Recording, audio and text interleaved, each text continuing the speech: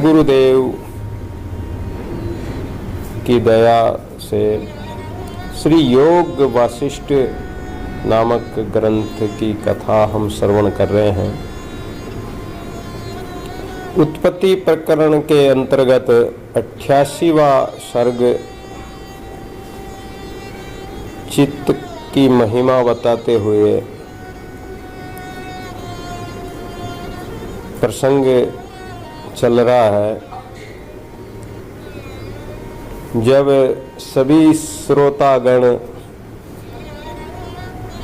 प्रातःकाल सूर्योदय होते ही यथास्थान आकर शांतिपूर्वक विराजमान हो गए, तब मुनि वशिष्ठ जी महाराज ने कहना आरंभ किया। बोले कि हे राम, चित्त भी परमात्मा से ही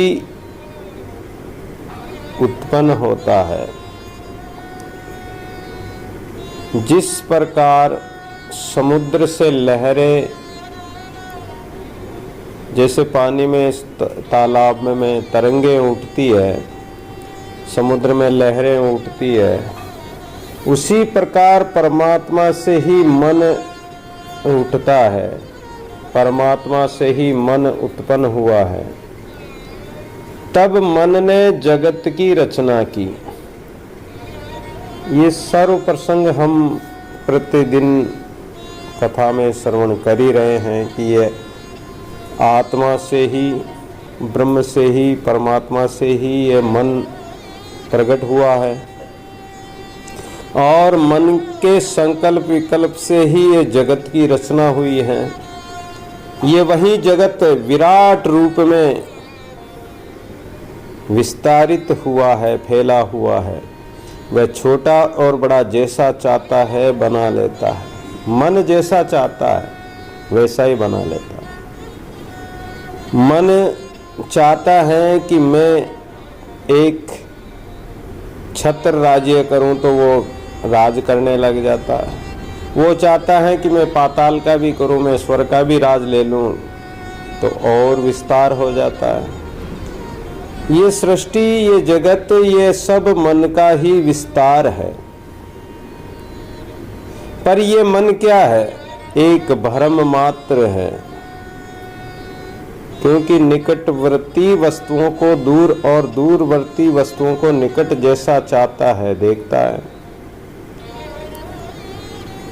वह इतना प्रबल है कि क्षण मात्र में संसार को उत्पन्न कर और क्षण में ही नष्ट कर देता है। हमारे अंतःकरण में, हमारे अंदर, हमारे जो अंदर जो मन है, हमारे में हमारा मन क्या करता है? एक क्षण में तो अनेक संकल्प कर लेता है, अनेक सृष्टियों की रचना मन में ही सोच लेता है। ऐसा करेंगे, वैसा करेंगे, या ऐसी सृष्टि चाहिए, ऐसा चाहिए। ऐसे अनेक विचार, संकल्प उत्पन्न हो जाते हैं। फिर कोई दूसरा संकल्प उठता है तो पहले वाले संकल्प का प्रलय हो जाता है, वो नष्ट हो जाता है, उसका मरण हो जाता है। तो पहले अनेक जन्म दिन के करे कोई जाने ना आई। दादू जी महाराज कह रहे हैं कि ये मन अनेक जन्म इस मन के होते रहते हैं। ये संकल्प, एक संकल्प होता है वो उसका जन्म हो गया, एक मनोरथ होता है वो उसका जन्म हो गया। फिर दूसरा मनोरथ उठता है तो पहले वाले का मरण हो जाता है, मृत्यु हो जाती है। तो अनेक जन्म दिन के करिए अनेक जन्म करता है और मरता रहता है। तो सृष्टि उत्पन्न होती रहती क्षण में और क्षण में ही नष्ट कर देता है। जितना कुछ जगत जान पड़ता है सब मन के द्वारा ही उत्पन्न किया हुआ है। ये जो भाव, अभाव, देश, काल आदि की क्रियाएं और द्रव्यादि संबंधी शक्तियां दिखलाई पड़ती है। अभाव, किसी वस्तु का अभाव, किसी देश में कोई वस्तु है और किसी देश में नहीं है। किस देश में कैसा वातावरण है, किस देश में किस काल में क्या गति हो जाती है, क्या घटना घट जाती है, क्या क्रिया हो जाती है।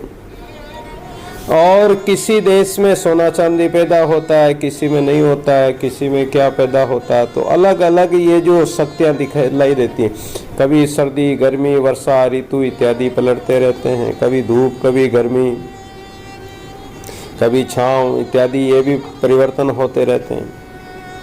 लेकिन इन सबको मन ही दिखलाता है। मन इतना चंचल है, मन में इतनी स्फूर्ति है कि ये क्षण भर में अनेक प्रकार के भाव और अभाव कर लेता है। जिस प्रकार बाजीगर अपने मंत्र तंत्रों द्वारा खेल में अनेक ऐसी वस्तुओं को, असत्य वस्तुओं को भी सत्य करके दिखला देता है। वह पैसे बना देता है, ठीकरी के पैसे बना देता है। ठीकरी कोई पैसा थोड़ी है, लेकिन वो तंत्र मंत्रों से दिखा देता है, असत्य को सत्य कर दिखला देता है। और जैसे सरसों का पौधा, हाथ में सरसों लेके पानी डालेगा, सरसों का पौधा बन जाएगा और उसके सरसों लग जाएगी। या छोटा सा आम का पौधा लगा के और उसके आम भी लगा देता है। ऐसे अनेक तंत्र मंत्र द्वारा कर लेता है। लेकिन वो सत्य नहीं है, वो भ्रम है। उसी प्रकार ये जगत भी, ये मन जो मन रूपी बाजीगर जो रचता है, ये सब बेरुपये के स्वांग की तरह हैं और भ्रम मात्र है, भ्रमपूर्ण है। उसी प्रकार मन में जैसी स्फूर्ति होती है, उसी प्रकार ये जगत दिखाई देता है। उसके अनुसार ही और उसी की चंचलता से इंद्रियां भी विचरण करती है।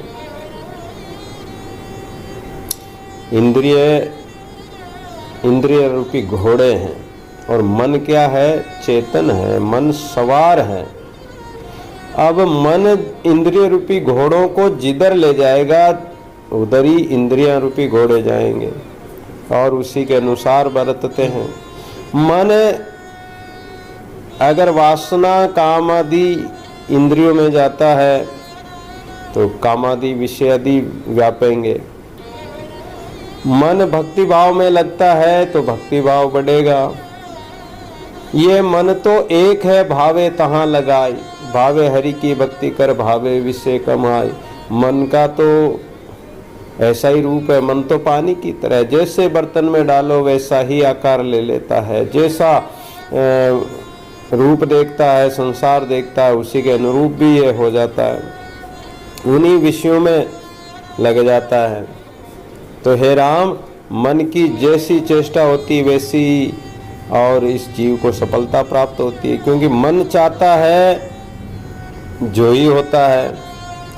मन यदि कुछ उद्यम करता है, कर्म करता है, कोई साधना करता है, जब तप करता, स्मरण करता है, तो उसमें सफल हो जाएगा। और विषय वासनादि में जाता है तो उसमें पाप कर्म करके पतन की ओर चला जाएगा। शारीरिक चेष्टाएं मन के बिना सफल नहीं होती है। अगर मन नहीं हो तो शरीर से व्यक्ति कहीं जाएगा ही नहीं। कोई व्यक्ति का मन शांत हो जाता है तो वो निश्चेष्ट होकर परमात्मा के सुमरण चिंतन में स्थिर होकर बैठ जाता है, सुमरण करने लग जाता है। और अगर मन जिसका बंदर की तरह चंचल हो तो मन चंचल होने के कारण वो बस कभी किस शाखा पर, कभी किस पेड़ पर कूद रहा है, इधर उधर ही वो दौड़ धूप करता रहता है। उसके अनुसार इसका शरीर जाता है। बीज के अनुसार ही फल होता है, बीज के अनुसार ही फल होता है। जैसा बीज होगा वैसा ही तो अंकुरित पौधा होगा और उसी का तो फल लगेगा। आम का बीज, आम की गुठली बोई है तो आम ही लगेंगे, और कांटे बोए तो कांटे ही लगेंगे, उसके आम कहाँ से लगेंगे? तो मन में जैसा विचार करते हैं, जैसा मन में बीज है, बीज यानी वासना है, जैसा कर्म करेंगे फिर और उसी के अनुसार उसका फल भी हमें मिलेगा। स्वर्ग मिलो, नरक मिलो, वैकुंठ जाओ, परमात्मा स्वरूप हो जाओ, ये आपके हाथ में स्वतंत्रता है। दूसरे प्रकार का फल नहीं लगेगा कहीं। तो अतः निश्चय यही है कि मन के निश्चय अनुसार ही और प्रतिफल मिलेगा। इस जगत की रचना बालकों की बनाई हुई मिट्टी की सेना के समान है। बालक क्या करते हैं, मिट्टी के हाथी घोड़े बना देते हैं, महल बना देते हैं, घर खेत बना देते हैं, कुएं बना देते हैं, बैल बना देते हैं, सेना बना देते हैं और उसके पृथक पृथक नाम भी रख देते हैं। पर नाम रखने से क्या वो मिट्टी के जो सेना है, हाथी घोड़े हैं, वो कुछ कार्य कर सकते हैं? कुछ भी नहीं कर सकते।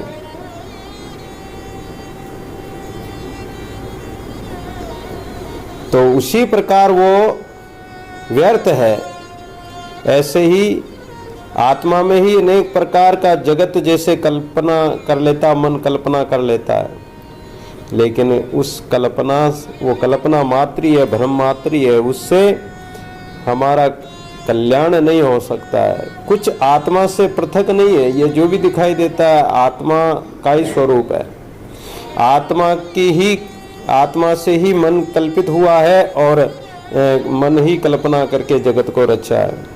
तो जैसे मन निज संकल्पों में नाना प्रकार की अनिष्टा को कल्पता है, अच्छा मन कई बार क्या करता है, ऐसे ऐसे बुरे अनिष्ट संकल्प भी कर लेता है, ऐसी ऐसी कल्पनाएं कर लेता है, किसी को मारने की, हिंसा करने की, पाप की, बुरे कर्मों की, ऐसी भी कल्पना कर लेता है। और मन का स्वभाव है, पानी जैसे सदा नीचे की तरफ जाता है, ऐसे मन भी पतन की ओर ही ज्यादा जाता है। केवल कोई गुरुमुखी मन होगा वो तो परमात्मा की तरफ ही जाएगा, अन्यथा पतन की ओर ही जाता है। वैसे ही उस मन ने इस जगत, जो जागृत जगत है, इसको भी भ्रम से कल्पना करके बना लिया है। ये मन इतना प्रबल है कि गो की खुर में अनेक योजनों की रचना कर लेता है। जैसे गो का पैर कहीं कीचड़ में, थोड़ा गिल्ले कीचड़ में, मिट्टी में लग जाता है तो वो गो का खुर खड्डा बन जाता है और उसमें थोड़ा सा पानी होता है। लेकिन ये मन वहाँ भी उस गो के खुर को भी इतना लंबा, इतना योजन बना लेता है, क्योंकि वो गो का खुर भी उसके लिए पार करना मुश्किल हो जाता है। जबकि ये मन चाहे तो गो का खुर पार करने के लिए, जीव, मनुष्य के लिए, प्राणी के लिए कितना दूर है, कितना लंबा चौड़ा है, अवश्य वो लांघ सकता है। तो ये इंद्रियादिक, जो विषयादिक, ये जो है अंध ग्रह रूपी जो कूप है, विषय वासना रूपी जो खुर है, इस गड्ढे को पार करना मन के लिए कोई बड़ी बात नहीं है। ये चाहे तो पलक में ही पार हो सकता है। कैसी भी गूढ़ रचना हो, उसको रचने में विलंब नहीं होता है। ये चाहे जो रच लेता है। इससे हम कहते हैं कि जितना कुछ 10 कालादिक वस्तुएं हैं, मन से ही उत्पन्न हुई है। 10 दिशाओं में ये काल, कर्म इत्यादि हैं, ये सब मन से ही उत्पन्न है। दृष्टा, दर्शन, दृश्य और कर्ता, कर्म, क्रिया। दृष्टा देखने वाला और दर्शन जिसका हो रहा है, दृश्य जो बना हुआ है, कर्ता करने वाला है, कर्म जो हो रहा है, क्रिया जो कर रहा है, तो सबको मन ने ही प्रसारित किया है। पर ये सब आत्मा के संबंध की अज्ञानतावश ऐसा जान पड़ रहा है। अन्यथा आत्मज्ञान होने पर इन भ्रमों का लोप अर्थात नाश हो जाता है, सभी भ्रम दूर हो जाते हैं। आत्मज्ञान के द्वारा ही ये भ्रम मिटते हैं। चित्त का ऐसा विवेचन करके वशिष्ठ जी महाराज ने कहा कि हे राम, अब मैं तुमको एक राजा का आख्यान सुना रहा हूँ, ध्यान देकर सुनिए। प्राचीन काल में उत्तरपाद नामक नगर में एक अत्यंत प्रतापी, धर्मनिष्ठ, साधु सेवी और प्रजावत्सल राजा और खल संगारक, खल यानी दुष्ट पापी दुराचारियों को दंड देने वाले लवण नाम का राजा महाराज हरिश्चंद्र के कुल में उत्पन्न हुआ। वह ऐसा प्रतापी था कि उसने अपनी थोड़ी सी आयु में ही अपने शत्रुओं को और अनेक राजाओं को पराजित करके सागर पर्यंत पृथ्वी पर विजय प्राप्त कर ली। वह शत्रुओं का हृदय विदीर्ण करने वाला ऐसा तेज पुंज और पुण्यशाली राजा था कि स्वर्ग में देवता गण, विद्याधर आदि और अप्सराएं भी उसका गान यश गान किया करते थे, जिसको सुन सुनकर लोकपाल बड़े आश्चर्यचकित हो जाते कि जो मृत्यु लोक का राजा है, जिसकी महिमा स्वर्ग लोक के देवता भी गाते हैं, समग्र संसार उसके यश गान में लगा रहता था, कारण कि वो उनके गुण ही ऐसे थे। और ये सबसे बड़ी बात होती कि जिसमें गुण होंगे तो अपने आप ही लोग उनके गुणों का गान कर लेते हैं। उसके समान तेजस्वी पराक्रमी सपने में भी नहीं दिखलाई पड़ता था। अपनी उदारता में भी वह अद्वितीय था। प्रत्येक प्राणी मात्र से प्रेम करना, स्नेह करना और उन पर दया करना, क्षमा कर देना, ऐसी उदारता थी उनमें। एक समय जब 2 घड़ी दिन रह गया, वह धर्मात्मा अपनी सभा में सिंहासन पर बैठा हुआ था। राजा महाराजाओं के जैसे बंदीजन स्तुति इत्यादि करते हैं, तो सब स्तुति वगैरह कर रहे थे। उसी समय एक महा आडंबरी इंद्रजाल, कोई तंत्र मंत्र करने वाला एक कोई तांत्रिक मनुष्य आकर कहने लगा, हे राजन, इस मेरे कौतुक को देखने की कृपा करें। रूप राग गुण अणसरे जय माया ते जाय, विदा अक्षर पंडिता ता रहे घर छाय। जिसके पास कोई कला होती है, कोई नट होता है, बेरुपया होता है, तो वो अपनी जो कला है उसको दिखाने के लिए राजा महाराजाओं के पास, धनवानों के पास जाते रहते हैं। तो वो व्यक्ति भी आया और राजा को कहने लगा कि महाराज, मैं जो ये कौतुक दिखाता हूँ आप देखिए। राजा ने कहा कि दिखलाइए। तब वह अपने खेल का पिटारा खोलकर अनेक रंग बिरंगे खेल दिखलाने लगा। फिर उससे एक मोर पुच्छ को हाथ में लेकर घुमाया। मोर पंखी जो होती है उसको लेके घुमाया। इससे राजा को अनेक प्रकार की रचना दिखाई पड़ने लगी। अब वो तो जादूगर था, तंत्र मंत्र करने वाला था, जानकार। तो वो अपनी मोर पंखी को ऐसे घुमाया तो राजा को अनेक प्रकार की रचना दिखाई देने लगी। राजा को ऐसा ज्ञात हुआ कि मानो वह सब परमात्मा की माया है। उसी समय लगाम से हाथ में घोड़ा पकड़े हुए एक दूत ने आकर कहा कि महाराज, ये घोड़ा मैं आपकी सवारी के लिए लाया हूँ। इस घोड़े की समानता में देवराज इंद्र को घोड़ा उच्चैःश्रवी जो समुद्र मंथन में प्राप्त हुआ था, जब देवता और असुरों ने समुद्र मंथन किया था, उस समय जो उच्चैःश्रवा घोड़ा निकला था वो इंद्र ने ले लिया था। तो उसकी चाल के बराबर भी, यानी इसके बराबर उसकी भी चाल नहीं है। मानो पवन की तो ये साक्षात मूर्ति है, इतनी पवन के वेग से दौड़ने वाला घोड़ा। मेरे मालिक ने चाहा है कि मैं आपको ही दूं, अतः आप इसको अवश्य रख लीजिए। दूत के ऐसे कहने पर उस इंद्रजालिक ने बड़े गंभीर स्वर में कहा कि महाराज, आप इस घोड़े को अवश्य रख लें और इसी पर नित्य सवारी करें। इस पर सवार होने से आप सूर्य के समान सुशोभित होंगे। इंद्रजालिक की बात सुनकर राजा ने घोड़े की ओर देखा तो देखते ही वह ऐसे मूर्छित हो गए मानो कागज पर बनी हुई मूर्ति पड़ी हो। इस भांति मूर्छा में पड़े राजा को 2 घड़ी व्यतीत हो गई। तब उनको अत्यंत अचेत देखकर जो उनके कर्मचारी थे, सभासद थे, नौकर चाकर थे, वो दौड़े, होश में लाने के लिए अनेक उपचार करने लगे। पर राजा ऐसा मूर्छित हुआ कि अनेक यत्न करने पर भी, बहुत सारे प्रयास किए गए, उपाय किए गए, लेकिन राजा की मूर्छा न टूटी और मृतवत पड़ा ही रहा। फिर तो सभा का नृत्य गान सब बंद हो गया और सब के सब अचंभित हो गए कि ये क्या लीला हो गई, ये क्या घटना घट गई। वशिष्ठ महाराज बोले कि हे राम, 2 घड़ी पश्चात राजा की मूर्छा टूटी तो वह अपने को संभाल कर हिलते हुए, कांपते हुए सिंहासन पर जा बैठे।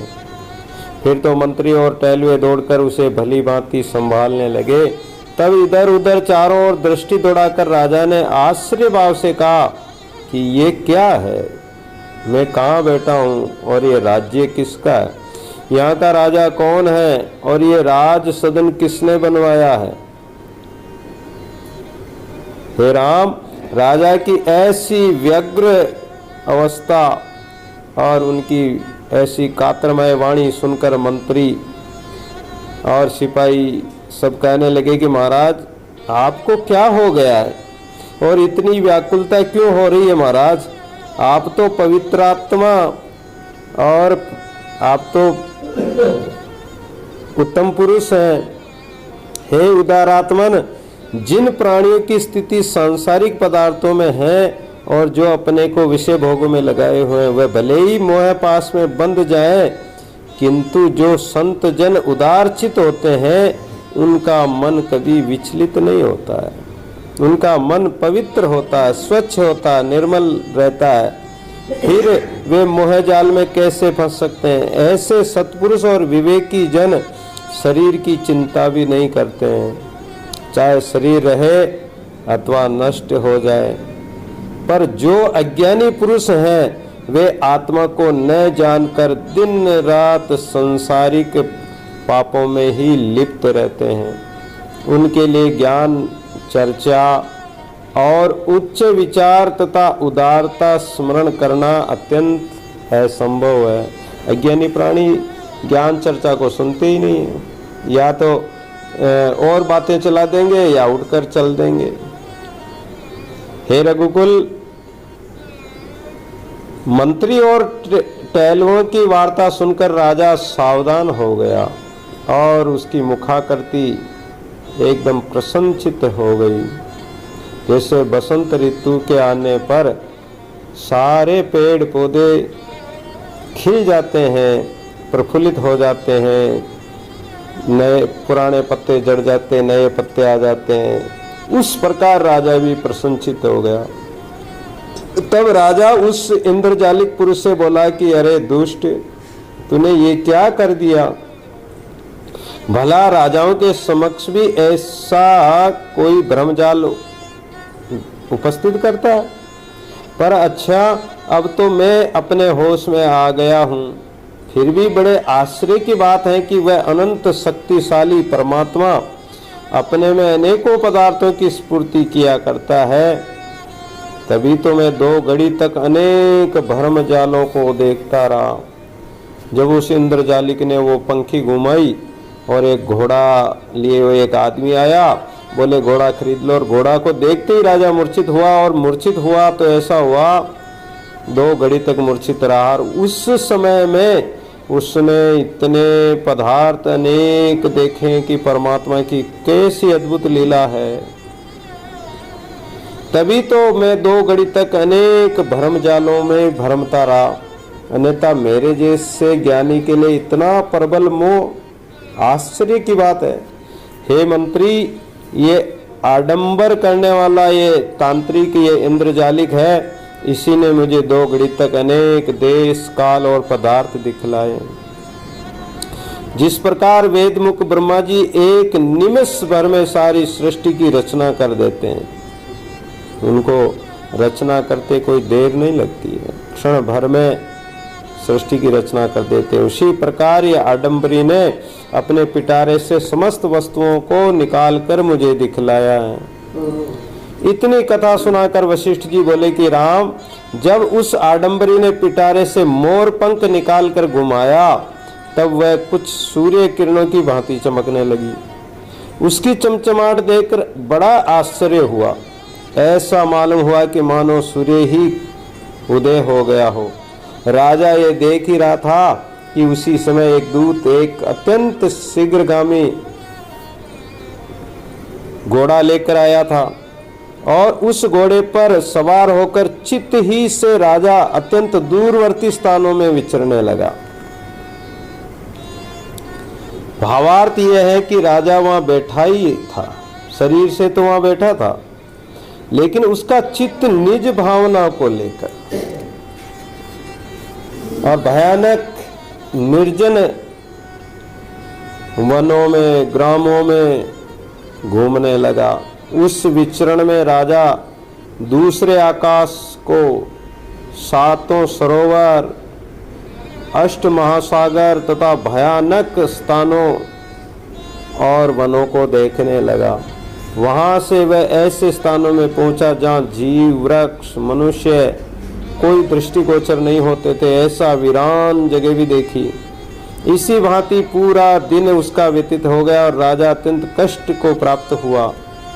उस दिन राजा को न तो कोई भोजन मिला, न शयन करने के लिए कोई सुंदर स्थान मिला। ये जब राजा मूर्छित हुआ था उस समय का वर्णन बता रहे हैं कि वो मूर्छित हुआ था, उस समय उसने क्या क्या अद्भुत लीलाएं देखी। किंतु जब निद्रा देवी आ गई तब उसी स्थान और वो सो गए। निर्जन स्थान में माता पृथ्वी को ही सैया मानकर रात्रि भर सोते रहे। प्रातःकाल सूर्य भगवान उदय हुए। राजा वहां से उठकर आगे बढ़ा। आगे बढ़कर उसने बहुत से सुंदर स्थान और वृक्ष, जिन पर अनेक प्रकार के पक्षीगण अपने कोकिल कंठों द्वारा प्रकृति की छटा बिखेर रहे थे, बैठे हुए संतप्त हृदयों को प्रफुल्लित कर रहे थे। पक्षियों का कलरव सुनकर राजा का मन प्रफुल्लित हुआ। ऐसे दृश्य को देखकर राजा गदगद हो गया। फिर जैसे मृत्यु से मुक्त हुआ प्राणी प्रसन्न हो जाता है, राजा वैसे ही प्रसन्न हो गया। भूखा भी था, लेकिन क्या करे। हे राम जी, ये कहकर राजा ने अपने मंत्री व टहलुओं से कहा कि हे मंत्रीवर, इस समग्र ब्रह्मजालों को देखकर मैं दीन हो गया हूं, बड़ा दुखी हुआ। अनेक ऐसे वीरान जगह देखी, भूख प्यास से व्याकुल हो गया। कारण कि उस समय के भूख प्यास से मेरा शरीर शिथिल हो गया। जिस समय मैं पक्षियों के निवास स्थान के समीप पहुंचा था, उस समय सूर्यास्त होने में केवल 2 घड़ी का समय था। मैं अपनी चिंता में डूबता हुआ और एक कन्या मिट्टी के बर्तनों में पकाए चावल और जंबू रस लिए मेरे सामने आ खड़ी हुई। उस को देखकर मैंने पूछा कि हे बालिका, मैं भूख प्यास से अत्यंत पीड़ित हूँ, क्या मुझे भोजन करवाओगे? दुखी और आर्त को अन्न देना तो परम धर्म है। मेरे ऐसे वचन को सुनकर उस बालिका ने कहा कि आप में तो राजा के लक्षण दिखाई पड़ते हैं, फिर आप भोजन के अधिकारी कैसे? ये कहकर वे मेरे सामने से हटकर आगे बढ़ी। तब उसके पीछे ये कहता हुआ कि मुझे भोजन दे दो, मेरी क्षुधा शांति कर मैं भी चला जाऊंगा। यानी मुझे इतनी भूख लग रही है तो मुझे भोजन तो करा दीजिए। ये सुनकर उस कन्या ने कहा कि हम लोग नीच जाति वाले हैं, निष्प्रयोजन भोजन किसी को नहीं देते। ये सुनकर मेरी प्रार्थना को भी उसने ठुकरा दिया कि आप तो राज परिवार से हैं, हम तो बहुत साधारण प्राणी हैं, महाराज हम आपको भोजन नहीं दे सकते हैं। उसी समय कन्या ने भी ये भी कहा कि ये भोजन मेरे पिता के भाग का है और वो शमशान में बैठे हैं, इससे ये भोजन आपको भी नहीं दे सकती हूँ। हाँ, एक बात जरूर है कि यदि आप मेरे पति होना स्वीकार करें तो अवश्य दे सकती हूँ। कारण कि पति प्राणों से प्यारा होता है। मैंने कहा कि अच्छा मुझे भोजन तो दे दीजिए, ब्याह कर लूँगा। तब कन्या ने भोजन दे दिया और उसे पाकर राजा कहता है कि मैं अत्यंत संतुष्ट हुआ, पर मोह तो छूटा नहीं था। इससे कन्या ने मुझे यमदूत के समान पकड़ लिया और अपने पिता के पास खींचती हुई ले गई। पिता को देखकर बोली कि हे पिताजी, ये मेरे प्राणपति हैं, अभी घर आते समय मार्ग में प्राप्त हुए हैं। पिता ने कहा कि बहुत अच्छा किया, अब इनको अपने घर ले जाओ। तब वह मुझे घर ले गई। वहाँ पर पहुंचकर उसने अपनी माता से भी वहीं परिचय दिया और विश्राम के लिए भी प्रबंध कर दिया। वहाँ मुझे जो खराब भोजन मिला वह वर्णन के परे हैं, क्योंकि वो चांडालनी थी। इसके पश्चात उस चांडालिनी के साथ मेरा विवाह हुआ। उस अवसर पर चांडालिनी का हंसना व नृत्य करना मुझे ऐसा लग रहा था कि मानो मेरा कोई पाप है जो नृत्य कर रहा है। हे मंत्रीवर, विशेष क्या कहूँ, मेरे उस विवाह का उत्साह बड़े धूमधाम से 7 दिन तक होता रहा। फिर तो वहाँ के बहुत बड़े चांडालों में मेरी गणना होने लगी, क्योंकि चांडालिनी से विवाह किया तो मैं भी चांडाल बन गया। मैं वहाँ निरंतर 8 महीने तक रहा। इसके बाद चांडालिनी का मुझसे और प्रेम बन गया और क्रमशः एक बालक और एक कन्या उत्पन्न हुई। आगे चलकर राक्षसी चांडालिनी को 3 पुत्र और 3 कन्याएं उत्पन्न हुई। फिर क्या कहना था, मैं एक विशाल कुटुंब वाला हो गया, यानी बहुत बड़े परिवार वाला, बड़े कुल वाला हो गया। इस भांति वहाँ रहकर चिरकाल पर्यंत कष्ट भोगता और भ्रमता रहा। बताओ, राजा केवल मूर्छित हुआ था और 2 घड़ी तक ही मूर्छित रहा था, और उस समय में राजा ने कितना कुछ समय बिता दिया। कहाँ से कहाँ चला गया, कहाँ उसका विवाह हो गया, कहाँ उसके पुत्र हो गए, फिर कन्याएं उत्पन्न हो गई, बड़ा लंबा चौड़ा कुटुंब परिवार बन गया। न भोजन के लिए पवित्र अन्न और न पीने को जल मिलता, क्योंकि वहाँ लोग वो चांडाल लोग थे तो अपवित्र भोजन खान पान करते थे। शयन करने के लिए कोई घर और सैया आसन इत्यादि की व्यवस्था भी नहीं थी। वहाँ तो जंगल में रहते। नंगे बदन और नंगे पांव इधर उधर घूमना पड़ता था। रात्रि होने पर झाड़ियों के निकट जहाँ कांटों के ढेर रहा करते थे वहीं कांटों पर ही सो जाया करता था। श्वान, कुत्ते, हाथी आदि अपवित्र जीवों के मांस मज्जा के भक्षण से और भूख को मिटाकर तृप्ति कर लेता था। कभी कभी इसके लिए मैं लड़ाई भी कर लेता था। इतने पर भी भरी प्रचंड लूह और निदाग वर्षा और शरतकाल के प्रचंड ओले सहन करने की स्वाभाविक आदत सी भी पड़ गई, क्योंकि जब गर्मी पड़ती है, भयंकर गर्मी होती है, जेठ के महीने में तो लू चलती है, तो उसको भी सहन करना सीखा। बरसात को भी सिर पे ही सहन करना सीखा, खुले में रहकर सहन करते। सर्दी आती तो सर्दी में भी ऐसे ही पड़े रहते थे, ना वस्त्र है। मेरा शरीर बहुत ऐसा कठोर और कृषित हो गया। धीरे धीरे अवस्था परिवर्तित हुई और मैं उस शमशान पर बहुत दिन तक वहीं बना रहा। वहाँ रात्रि में विश्राम करना पड़ता था।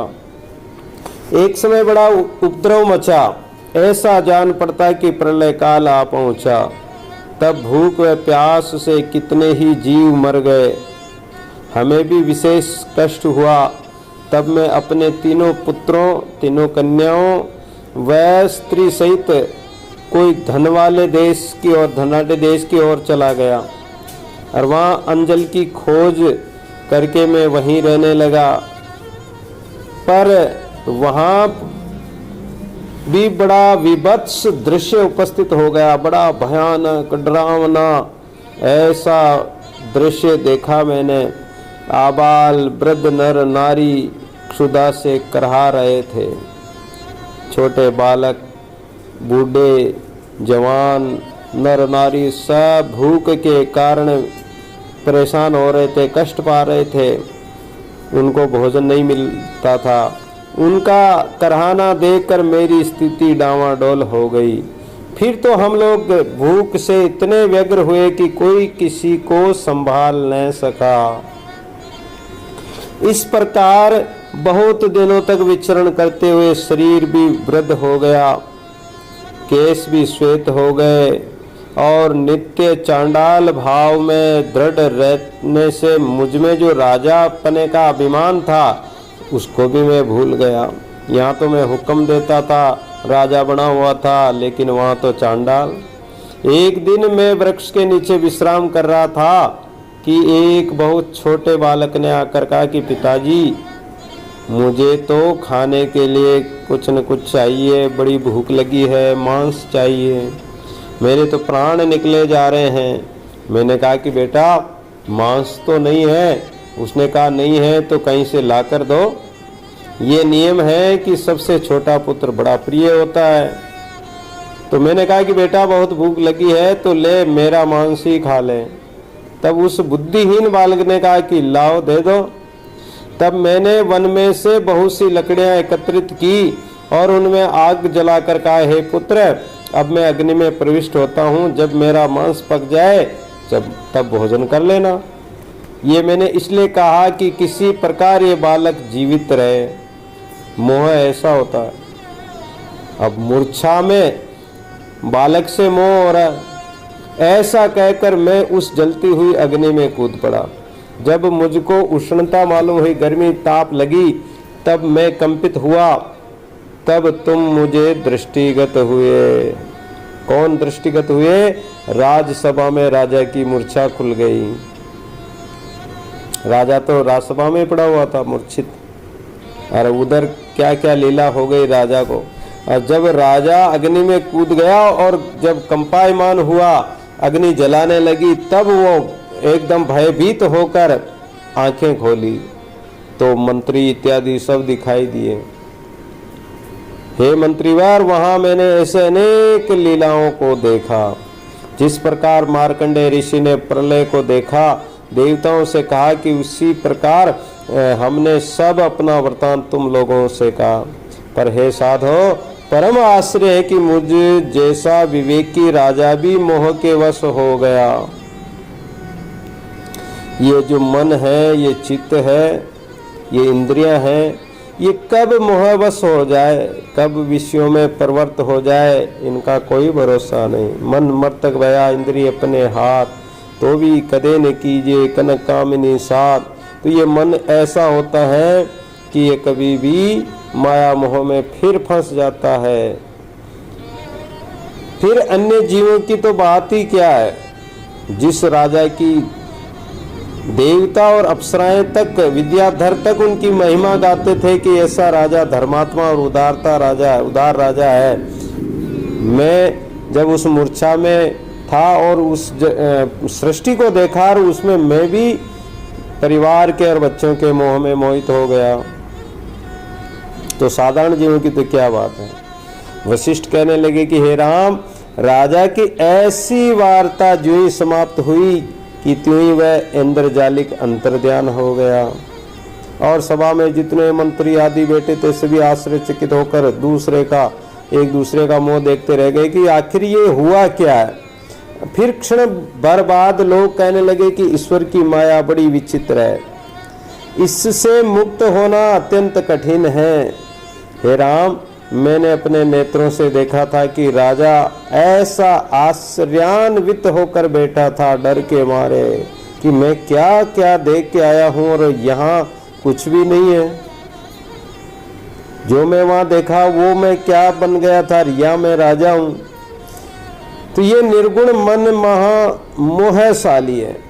ये मन है तो ये निर्गुण है, सूक्ष्म है, लेकिन ये मोहशाली है। इसमें कल्पना होते ही अनेक प्रकार के इसको मोह दिखलाई पड़ते हैं। कल्याण तो तभी हो जब ये मन उपशम हो जाए।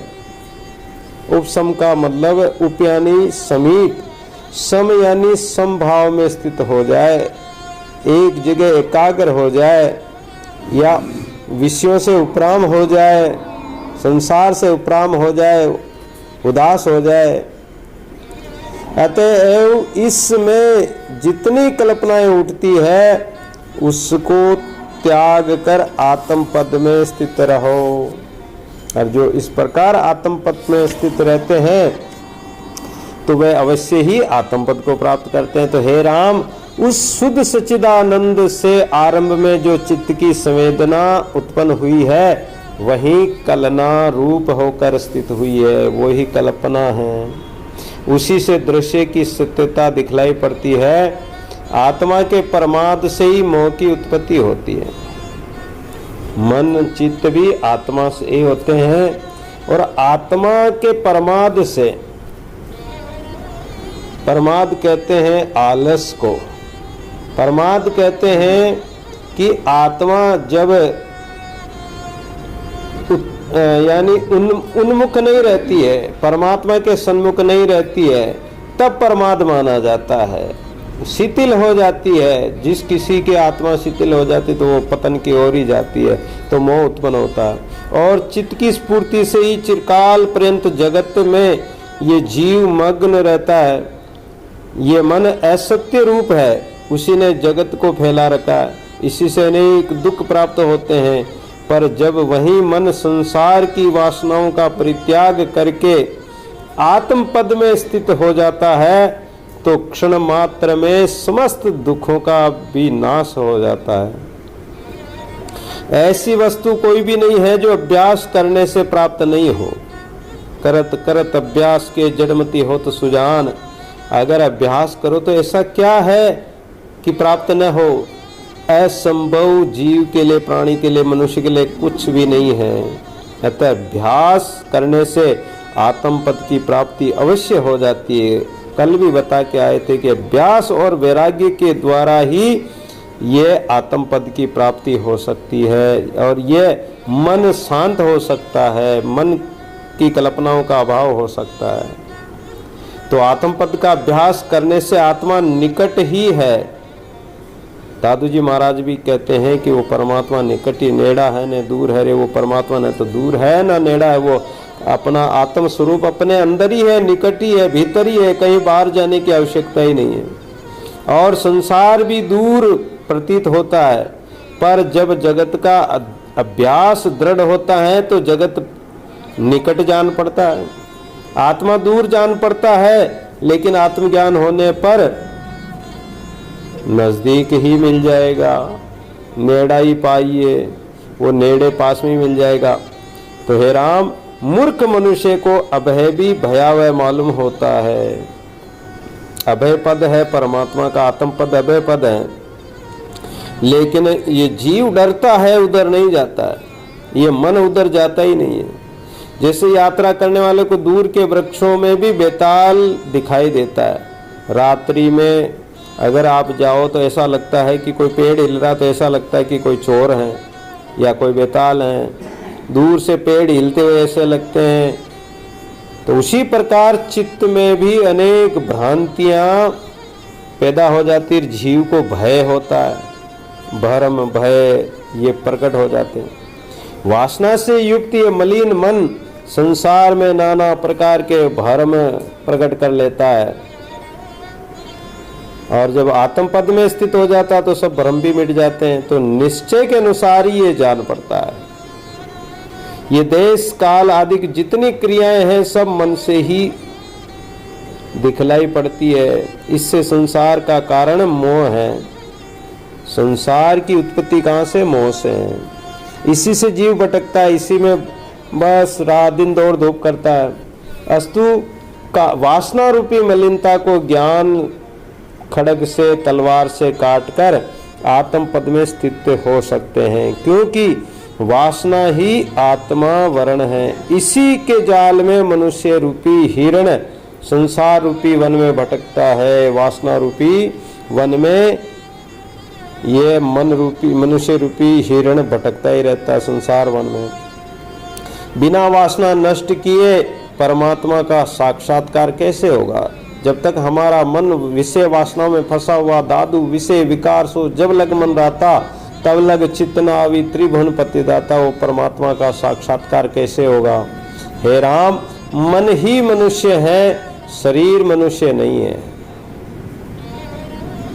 जिसका मन देवता समान है तो उस मनुष्य को क्या कहते हैं कि अरे ये तो मनुष्य क्या है, तो देवता है। और जिस मनुष्य का मन राक्षस प्रवृत्ति का हो, आसुरी संपदा वाला हो, तो क्या कहेंगे कि ये राक्षस है। रावण क्या था? ब्राह्मण था, फिर भी उसको राक्षस कहते हैं। क्यों कहते हैं? कि वो तामसी प्रकृति वाला था, उसका मन ऐसा ही था।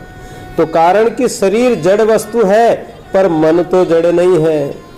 मन न चेतन है न जड़ है, ये तो विलक्षण ही है। मन का कष्ट करना ही सफल है। मन अगर प्रयास करे तो ये सफलता भी प्राप्त करा देता है। लेना देना जो कुछ है वो सब मन से ही है। शरीर भी जो कुछ करता है वो मन के द्वारा ही करता है। मन नहीं हो तो कुछ भी नहीं करेगा। तात्पर्य है कि समस्त जगत मन के द्वारा ही नाच रहा है। आकाश, पर्वत, वायु, जल, पृथ्वी, नक्षत्र, ये सब घूम रहे हैं, सब चल रहे हैं, सब बरतते हैं। शब्द, स्पर्श, रूप, रस, गंध, सब कुछ तन मात्राएं जो हैं ये मन ही ग्रहण करता है। और अनेक प्रकार की भावनाओं में मन अनेक प्रकार का रूप धारण करके और उसको ग्रहण करता है। सत्य को असत्य मान लेता है, लघु को दीर्घ, छोटा जो होता है उसको बड़ा मान लेता है, बड़े को छोटा मान लेता है। ये सब मन का कार्य है। ये मन ही शत्रु बना लेता है, मन ही मित्र बना लेता है। ये आपे अपना काल है, दादू कह समझाइए। मन ऐसा है कि ये अपना ही शत्रु है, अपना ही मित्र है। अगर ये परमात्मा की भक्ति की ओर, स्मरण की ओर लगे तो ये अपना मित्र है। अपने आत्मा के कल्याण के लिए लगेगा तो ये अपनी मित्रता का और मित्रता का भाव आ गया। और अगर ये पाप कर्मों में लगता है तो ये अपने आप का शत्रु है। आपे मारे आपको, आप आपको खाए, आपे अपना काल है, दादू कह समझाइए। मन ऐसा है। मन से ही सत्य राम, ये मन से ही किसी को शत्रु मान लेता है, किसी को मित्र मान लेता है। मन की वृत्ति जैसे जैसे दृढ़ होती है वहीं ये उसको सत्य मान लेता है। इसी से तो हरिश्चंद्र को और इंद्र को कर्म से एक ही रात्रि में 12 वर्ष और 1 घड़ी में पूरे युग का अनुभव हुआ। राजा हरिश्चंद्र को एक रात्रि में 12 वर्ष बीत गए। जैसे राजा को 2 घड़ी में कितने वर्ष बीत गए, इसी प्रकार इंद्र को भी 1 घड़ी में पूरे युग का अनुभव हुआ। इंद्र और ब्राह्मण के 10 पुत्र जो ब्रह्म भाव को प्राप्त हुए थे वह भी तो मन के निश्चय अनुसार ही हुए थे। हे राम, सुख पूर्वक बैठा रहे पर मन में कोई चिंता आ जाए तो वह रौरव नरक से कम नहीं है। कहते हैं कि ये मन में ही यहीं का यही स्वर्ग है और यहीं का यही नरक है। अगर व्यक्ति आनंद पूर्वक परमात्मा का स्मरण कर रहा है, नाम ले रहा, तो उसे परम सुख परम आनंद मिलता है, तो वो स्वर्ग में ही बैठा है, ऐसा समझो। जिस घर में परिवार में शांति है, प्रेम है, स्नेह है, जहाँ सुमति तहाँ संपत्ति नाना, जहाँ कुमति तहाँ विपत्ति निदाना, जहाँ सुख शांति प्रेम है तो वो स्वर्ग के समान ही है। और जहाँ अनेक प्रकार के क्लेश कष्ट हैं, मन में भी अगर कोई दुख आ गया, मन में भी कोई ऐसा विचार आ गया, किसी दुश्मन का चेहरा सामने आ गया मन में कि उस दुश्मन ने मेरे साथ ऐसा किया तो मैं ऐसा करूँगा, तो उसके शरीर में कंपा मानो रोम रोम खड़ा हो जाता है, उसको क्रोध आने लग जाता है, जबकि सामने ना कोई शत्रु है ना कोई है, फिर भी ऐसा हो जाता है। तो जिधर मन का झुकाव होता है, इससे इंद्रियों का आधारभूत मन है ये। और यदि मन टूट पड़े तो माला के दाने के समान ही इंद्रियां भिन्न भिन्न हो जाती है, जैसे माला होती है। अब माला में धागा तो एक ही होता है, लेकिन यदि धागा जो टूट पड़े तो माला टूट जाती है, तो दाने बिखर जाते हैं। टूट गई माला, बिखर गए मोती, सब बिखर जाते हैं। ऐसे ही इंद्रियां भिन्न भिन्न हो जाती है, मन इंद्रियों के साथ लग जाता है, पर इन सब का अधिष्ठान आत्म तत्व ही है और वह अत्यंत सूक्ष्म, स्वच्छ और निर्विकार संभाव से नित्य सब में स्थित है। वही सब पदार्थों का ज्ञाता है, उसमें अहम भाव का लेस मात्र भी स्थान नहीं है, अहंकार नहीं है, वहाँ कामना नहीं है, विषय वासना नहीं है। उसी में मन के स्फुरना से, मन में कल्पना होने से संसार भी दिखलाई पड़ता है, जगत प्रकट हो जाता है। तो वह द्वैत भ्रम से रहित है। परमात्मा जो आत्म तत्व है, वहाँ द्वैत भावना है ही नहीं, वहाँ तो वो अद्वैत है। उसी आत्मा ने किंचनमय सब जगत की रचना की है और चैतन्य शक्ति से ही सब में व्याप्त होता है। पृथ्वी, आकाश, सूर्य, जल इत्यादि अनेक रूप जो दिखलाई पड़ते हैं, ये मन के द्वारा ही होते हैं। मन से ही पदार्थों का ज्ञान होता है, मन से ही भोजन करता है, मन से ही देखता है, मन से ही ये साधना में लग जाए तो रिद्धि सिद्धि प्रकट हो जाती है। और ये इंद्रियां ये मन के द्वारा ही विषयों में जाती है। अंधकार और प्रकाश भी मन के बिना नहीं दिखाई देता है। अगर मन में अज्ञान है, तम अंधेरा है, तो वो अज्ञानी प्राणी है, अंधकार है। और जिसमें ज्ञान का प्रकाश है तो उसके लिए तो सब कुछ सूझता है कि सर्वत्र देखेगा, जहाँ देखेगा वहीं सर्वत्र परमात्मा ही दिखेगा। तो कहने का मतलब है कि ये मन ऐसा है, चंचल भी है और स्फूर्तिवान है। इस मन से सब उत्पन्न हुआ फैला है। इस मन को वश में करना महा कठिन है। बड़े बड़े पंडित लोग भी इस मन के चक्कर में फंस जाते हैं। इस मन को वश में करने के लिए अभ्यास और वैराग्य की आवश्यकता है। मन में सुख दुख उत्पन्न होते हैं, तो ये मन ही मिलाने वाला, मन मिलावे राम को और मन करावे पतित, तो ये मन परमात्मा से मिला सकता है और पतित भी करा सकता है। मन से ही जन्म मरण होते हैं, मन से ही संकल्प विकल्प होते हैं, फिर ये मन ही निराकार परब्रह्म परमात्मा में मिल जाता है। तो ये मन की ही सब कल्पना है, मन की ही वासना है। और ये जीव इस मन के साथ लगकर और इसके संकल्प में फंसकर सुख दुख कष्ट भोगता है, भयभीत होता है। और कष्ट पाकर जैसे कोलों में गन्ने को पेलते हैं, ऐसे ये दुख पाता रहता है। तो इस मन की कल्पना को मेटकर अभ्यास और वैराग्य से इस की चंचलता मिट सकती है और इसको वश में करके और हम परमात्मा में लगा सकते हैं, आत्म पद को प्राप्त कर सकते हैं। और ये निस्संदेह है कि अगर ये आत्म पद में लगेगा तो ये मुक्त हो जाएगा, क्योंकि मन से मनन होता है। तो परमात्मा का मनन करो, चिंता की जगह चिंतन करो तो शांति प्राप्त होगी। इससे कहते हैं कि तुम अपने मन को परमात्मा में स्थित कर दो, आत्म पद में स्थित कर दो। रघुपति राघव राजा राम, पतित पावन सीताराम। रघुपति राघव राजा राम, पतित पावन सीताराम। सीताराम सीताराम भज प्यारे मन सी